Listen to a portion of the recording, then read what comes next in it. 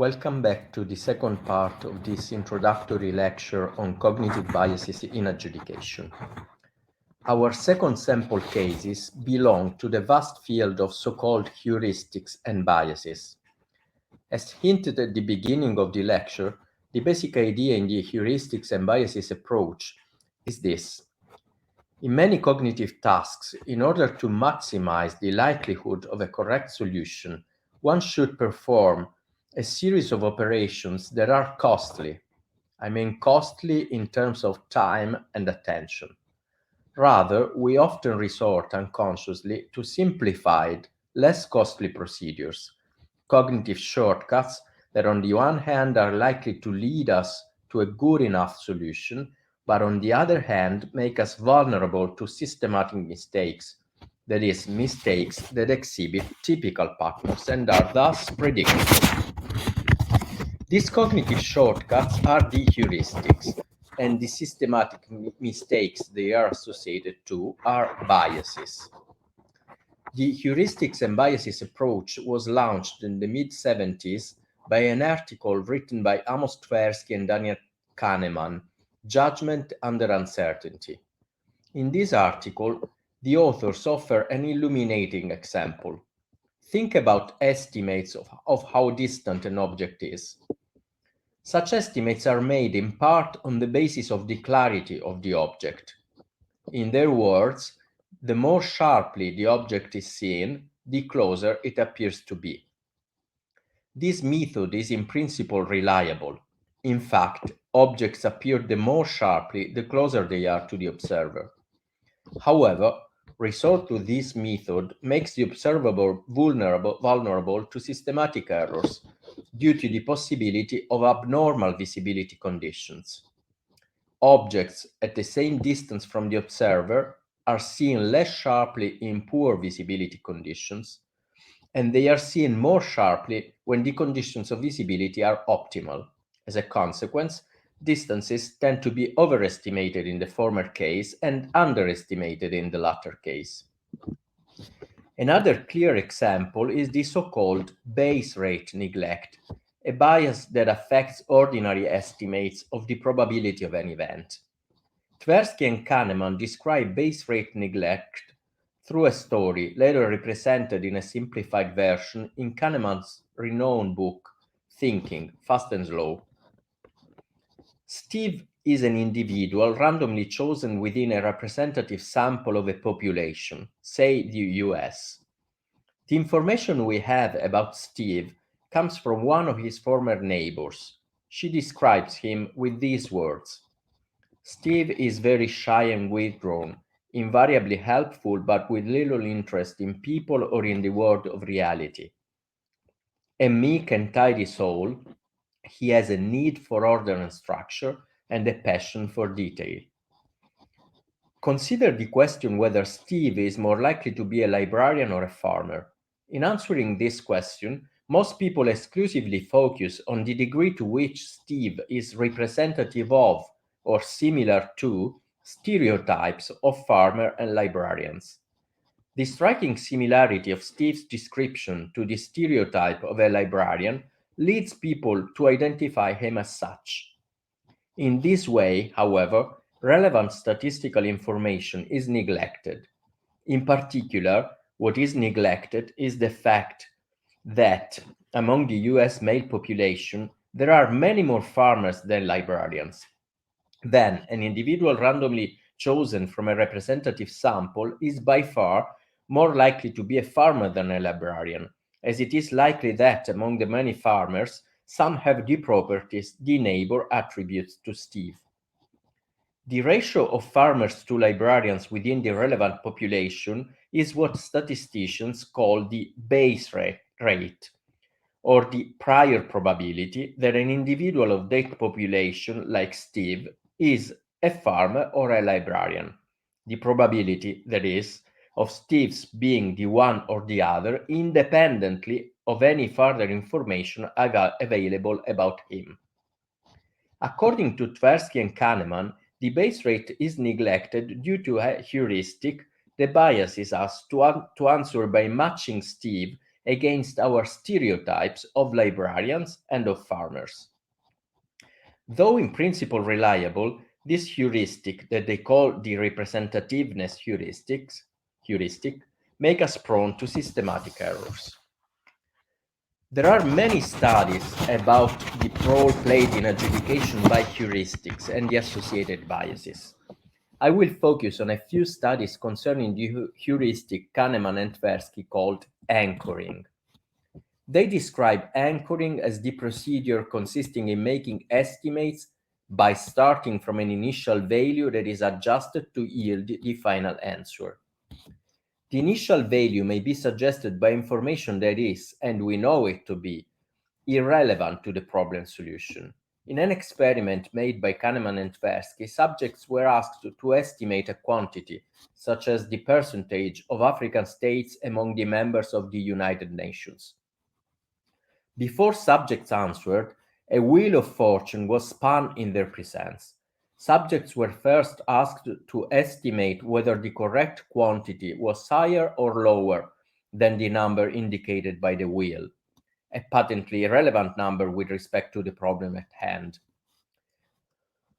Only then, subjects were asked to estimate the quantity. Subjects were divided in two groups, and the wheel was prearranged so as to indicate number 10 to subjects belonging to the first group and number 65 to subjects belonging to the second group. The subjects' answers were clearly affected by the irrelevant number. The average estimate by subjects belonging to the first group was 25%, while the average estimate by subjects belonging to the second group was 45%. A low number anchored estimates lower, while a high number anchored estimates higher.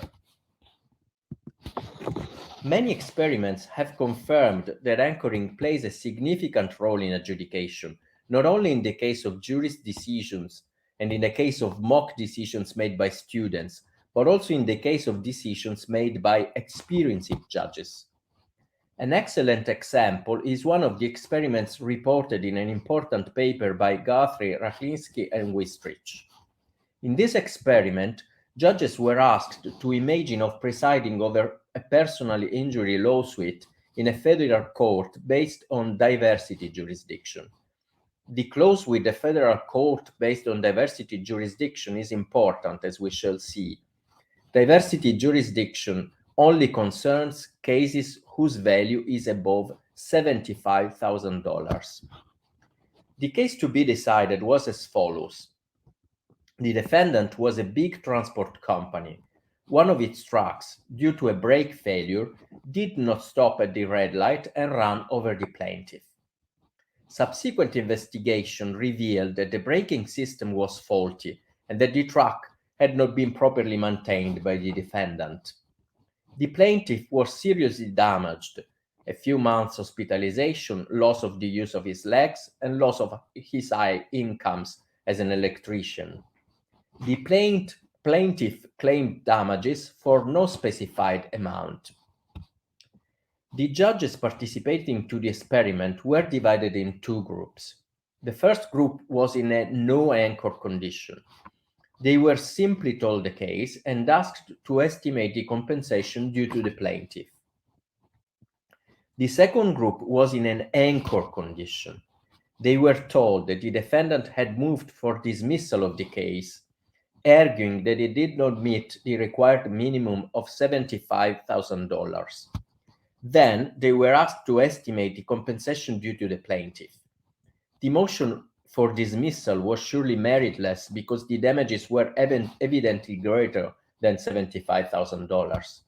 The researchers, however, predicted that mentioning the amount of $75,000 would trigger anchoring effects, making average estimates of judges in the anchor condition lower than average estimates of judges in the no anchor condition.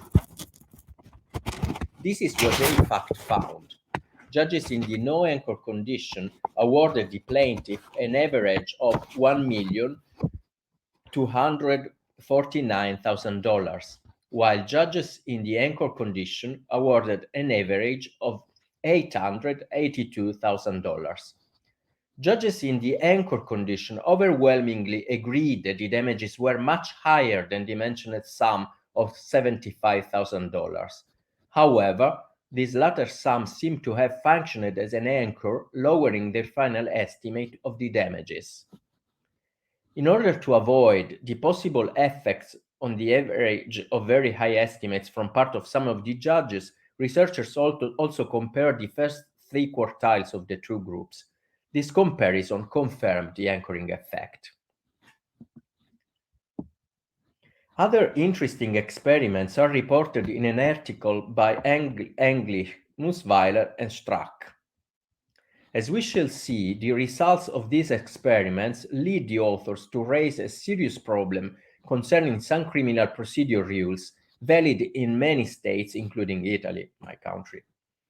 Subjects of the first experiment were young lawyers with a few months' work experience. They were made to play the role of the defense attorney in a criminal case. I skip you the details of the case. Defense attorneys were divided in two groups.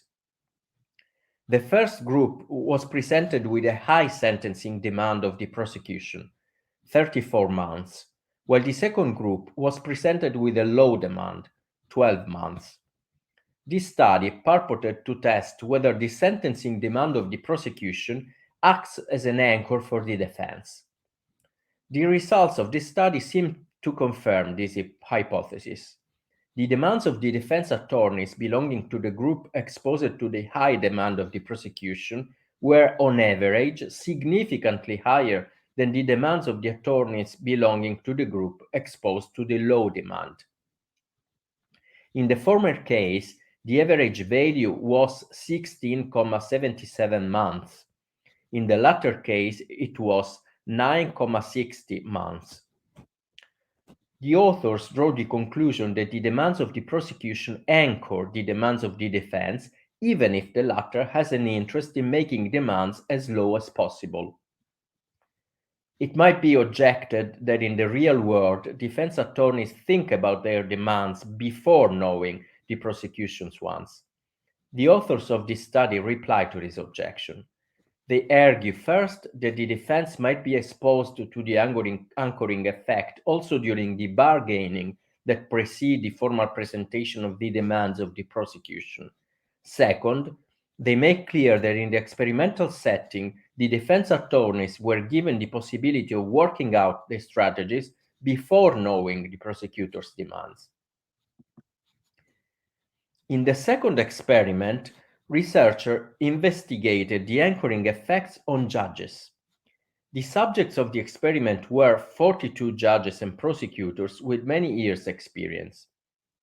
Participants were made to play the role of judges. They were divided in two groups.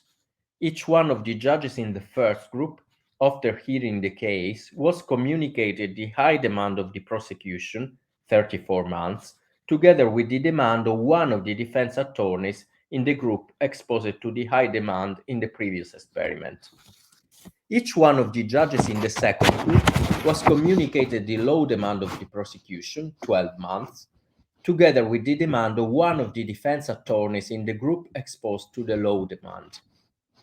Prosecutors' demands appear to exert a strong anchoring effect on judges' decisions.